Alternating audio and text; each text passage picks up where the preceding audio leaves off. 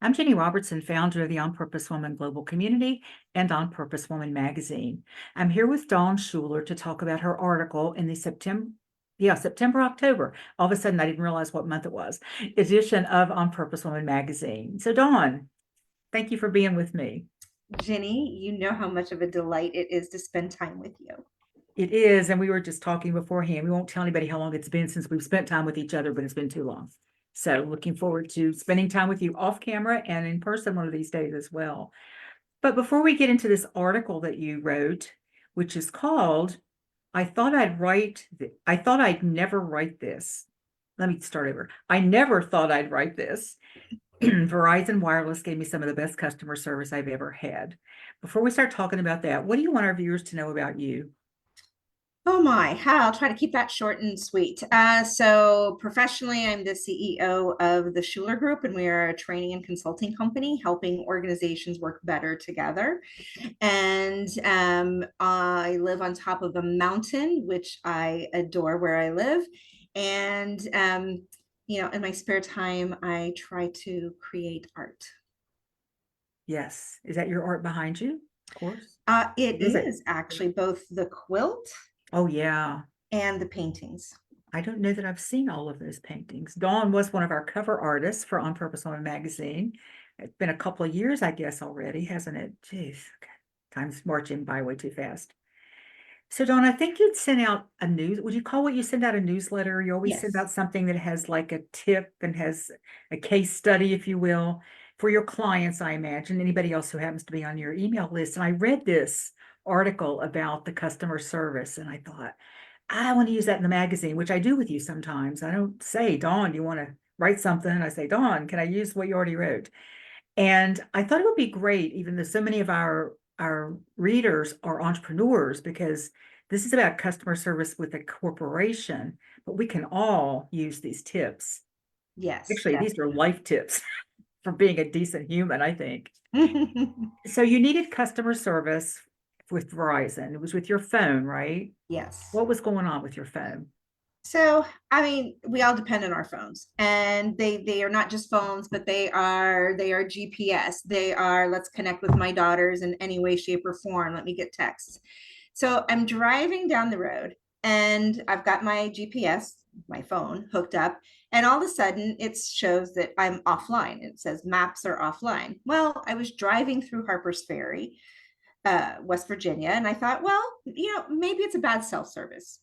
And then I get to where I'm pretty sure it's good self-service right outside Frederick, Maryland, and it still doesn't come back on. Okay, so turn off the phone, turn on the phone, power it down. It works. 2 weeks later, I'm in the middle of a phone call, and I just lose the phone call, and it says no SIM card. Really? No SIM card? How does that just disappear, right? Right. I didn't drop my phone. I didn't do something crazy with it. It just all of a sudden said no SIM card. So So, yeah. So what did you do? Did you run right over to Verizon or call them right God, away? no, no, because that's the last thing I ever want to do. You never want to call Verizon. You never want to call Comcast, right? You never want to call those big companies. I mean, they are the paragon of bad customer service. So I did a lot of research. I'm on the computer. So I did all the things that you're supposed to do. I take out the SIM card, I replace it, I take it, da, da, da, da. And I can't make it work. So I resigned myself, sighed very, very heavily, and called Verizon support. I'm going to read what you wrote about that. You actually sighed. I knew my next step was tech support, and I also knew it meant a frustrating time trying to talk to someone who wouldn't understand my problem, would give me asinine suggestions that wouldn't fix my problem, and it would take forever. Instead, I got Clark. And you shared the 4 ways he gave you excellent service and what every customer service representative, and I added entrepreneur, should strive to emulate. So let's go through those things. You said the first one is he showed empathy. How did that look? Absolutely. It was a look and a feel and a hear. And when you talk about like these could be life skills, it really does go to that, because I explained what was going on and frustration. And he said, I can hear the frustration in your voice. And that floored me right away, because it wasn't just, sometimes they're trained, oh, I'm so sorry you have this problem, let's read the script, right? But to say, I can hear that in your voice, sounded so much more genuine Yeah, than a script. like he really got it. Yeah. Now, were you on a Zoom call? Were you on phone? I was on the phone, on my husband's phone, because Yeah, he's on the same plan. So I was on the phone, had the computer, but had but no face. husband's You phone didn't and see each other's faces or anything, right? correct. Okay. So he showed empathy, and did that start you thinking, oh, maybe this might be different? Absolutely, absolutely. And he was friendly and he understood. And yeah, so I can go through the next three, or I can be guided by you. Go ahead and go through the next one. What did he do next? Okay, so and I'll try to remember it in order, but he walked me through it, and we got the sim we got it to recognize that there was a SIM card. Okay, great. And he said what I was already thinking is, okay, so you helped me fix it, of course, right there when you're on the phone. Like I did all the things that with him that I'd already done, but whatever, you know how when you're on with tech support, magically it works. But he said, so it worked now, but since it's already happened to you twice, it's probably going to happen again. Let's fix this so that it never happens again. And so again, life Did your skills. head explode? Yeah, I know. Like, talk about life skills. Oh, Yeah. I'll just fix the problem you're having right now, but I don't want to think ahead to, we're just going to do this thing that's right in front of me, blinders on, tiny Mhm. little square box, whatever. And so the fact that he was thinking ahead and thinking the very same things I was, just like that to me, that was amazing, because I was already thinking, yeah, well, you fixed it now, but what about And I have no idea how you fixed it, so I'm not going to be able to do anything more. right? And then one of the other things he did is he was like, so what do you like about your phone? And so this is really not a subversive ad for Google Pixel phones, but I really do like my Google Pixel phone. And it's an Android. And I said, well, I love that, the pictures, the photos that I take sync immediately into my Google account. I can access it from my Google account anywhere. He's like, well, how do you use your phone? Mostly, yeah. Is it taking pictures? Well, that's part of it, but connection to my daughters is very important, because they're grown and on their own. So we have Snapchat and we have text and we have a family group chat, and I'm like, it's really important that I have the ability to stay connected. And what I love, and I was on the phone for a long time, so that part of my fear of calling did come true, but it wasn't a quick fix. So but throughout that hour that we were on the phone, he would reference that, oh yeah, we're going to get this fixed so that you can text and Snapchat with your daughters. So he would use, Mm. he referenced it, and not just so you can use your phone the way you want to use it, but he used the specifics that I had used. And then the last thing, again, life skills. Like, you're so smart, Ginny. You're right. It's not just customer service, whether you have your own company and you're an entrepreneur, but how do you communicate with people? Yeah. But every step, he said, all right, you're going to need to restart your phone. That could take a couple of minutes. So don't worry. I'll be right here, or I'm going to put you on hold while I do this thing. I'll be right back in 2 to 3 minutes. If it's longer, I'll check in with you. So I was never left hanging like, did he forget about me? Hmm. Are we still connected? Or, okay, I'm going to do this thing, and gee, isn't it going to do something? He would say it might take 2 or 3 minutes. So I just felt very much guided. You could even say handheld Yeah. along this journey. Well, you say he showed empathy. He told you exactly what to expect and checked in with you. You felt seen, heard, and acknowledged. And then you said the one that's the best, I think, is when he looked at the big picture and long-term needs. So he didn't just fix it, because that would be most people's, like, let's just get her off the call. I don't know why, because you got to take another one. I don't know why they always want to rush to get off the call, because, Mhm. unless they're really like giving you a stopwatch and saying you should be finished in, 8 minutes instead of an hour. I don't know. Probably not. I would hope not. But do you think that he, like, I'm sure you must have complimented him.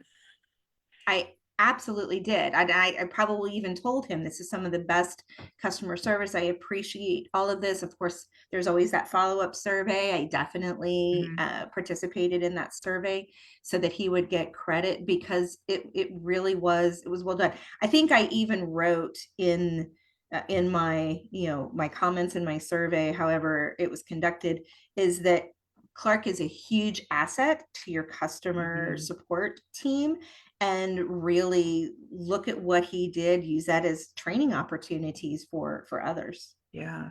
Did you get the sense from him that he was like the anomaly, or that this was something he'd developed on his own? Or I guess he wasn't going to say, well, I'm the only one here who does this, probably wasn't going to go there, but it, Well, I mean, he did say probably something like, we will solve this problem for you. mm, But I've heard that before, right, from yeah. other companies, other customer service representatives.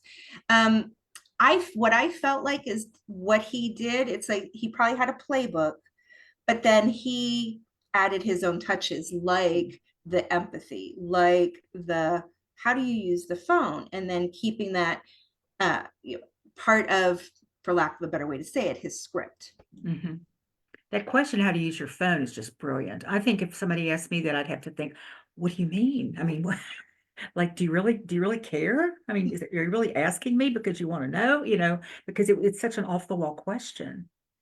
And the fact that he repeated that to you meant he actually listened to your answer. He Exactly. didn't just ask the question and then, which has been experienced quite often, or when they don't even get your name right the second time they say it, it's like all that. So, this was a fairly short article with lots of good information. So it's probably going to be a fairly short video because there's only so much we can say about this. What do you want to say overall? Like, how can we all be Clark? So I think I have plenty I could say about that. That is for sure. Be like Clark. It's the one of the things that we teach at the Schuler group is EQ, emotional intelligence. And so it's self-awareness, self-management, social awareness. And I don't like to say social management, but so I'll say relationship management. And those are so key. And I think they should teach that in school. I think they should start Yeah. teaching that, from kindergarten all the way up. But how do you really hear? How do you listen? Active listening, right? I felt that he saw, heard, and acknowledged me, part of that active listening. That's what we need to take away. Imagine you're home with your partner, and your partner says, I had a really bad day, and you're doing this on your phone. Oh, Mhm. that's a shame, dear. I'm sorry. Mhm. Yeah, Yeah. you haven't really listened. And so that active listening, the communication, um, this is what I heard you say. Is that what you meant? Because I can, my husband Mark can say a sentence to me, and I interpret it one way, and then find out that's not what he meant. But if I hadn't checked in, Hmm. then we wouldn't know that. And I have been known to interpret it one way and then get a little bit of an attitude about how I interpreted it. I'm sure you never do that, but without it's so much simpler to check in than it is to get all, like whatever. Exactly. And I've learned that. And that's part of that social awareness and relationship Hmm. management is, I process the world differently from the way my husband Mark does. Yeah. He processes the world differently from the way I do. And I've learned, if I can understand what's probably going on in his head from his perspective, not mine, not if I were in his shoes, here's how I would react, but Right. knowing what I know about Mark, this is probably what's going on with him. Therefore, I need to act accordingly. And usually, what that means is be more patient. We're married to the same man. Yeah, yeah. We've talked about that. I think it's more, we have talked about that, haven't we? Yeah, but it is true. And until I learned that, fortunately, it wasn't too far down the road after we got married that I started to realize he does not process it, because I process information probably different from a lot of regular people. What, you know what I mean? Like with other women, I process information, A to Z, and then around the bend about 4 times, and I expect somebody to end with me on the right note. You and I can do that, I know, with each other, because we've done it. Some of my best girlfriends, that's how we talk. Yeah.